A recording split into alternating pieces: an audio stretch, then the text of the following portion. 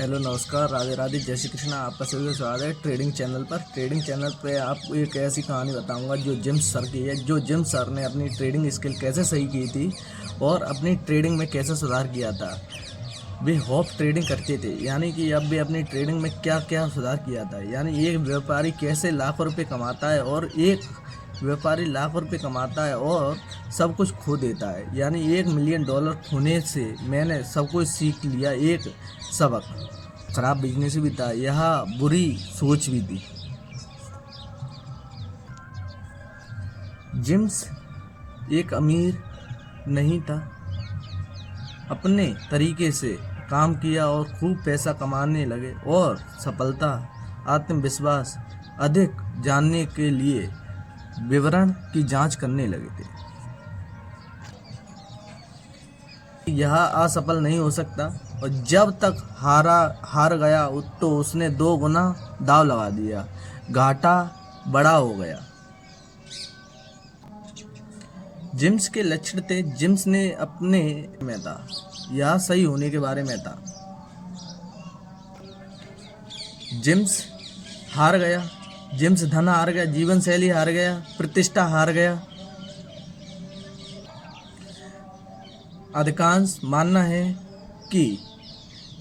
है कि मुख्य बात पूर्व अनुमान है, लेकिन बाजार के अंत मिलता है यहाँ तक कि वास्तविकता खतरा गलत होना नहीं है, बल्कि गलत बने रहना गलत है। जितना बचोगे खेल में बने रहना बचे हुए लोगों से जीतते हैं तो विस्फोट का दूसरा मौका नहीं मिलेगा।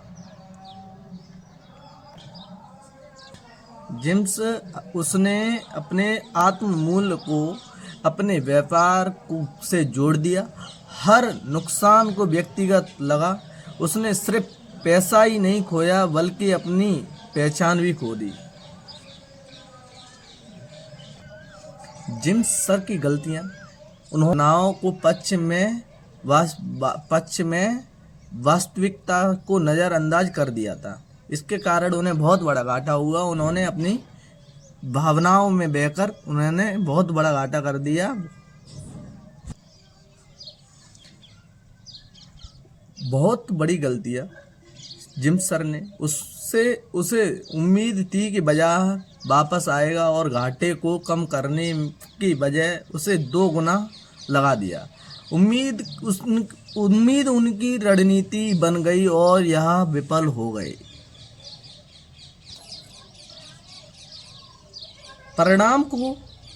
परिणाम से अहंकार को अलग करो। एक बुरा व्यापारी और एक बुरा व्यापारी को अलग करें। आपकी पहचान आपका PNL नहीं है, आपकी पहचान आप ही हो। स्वयं अपनी स्किल को समझो और पहचान। जो आप नियंत्रित नहीं कर सकते उससे स्वीकार करें। आप बाजार को हिला नहीं सकते, आप केवल अपनी प्रतिक्रिया प्रबंधित कर सकते हैं। आपकी क्षमता अनुशासनों में भविष्यवाणी नहीं, ट्रेडिंग बराबर बड़ी। जिम्स कहते हैं सीखो और जियो। आप जिम के पतन के बारे में पढ़ सकते हैं या इसे स्वयं दोहरा सकते हैं। $1 मिलियन खोने से मुझे क्या सीखने को मिलता है? एक सबक मिलता है। यही जिम्स सर की कहानी थी। अगर आप इस बुक को पढ़ोगे तो आपको अपनी समझ और आपकी हॉबी, आपकी जो गलतियाँ क्या हो रही हैं वो आपकी समझ में आ जाएगी। धन्यवाद।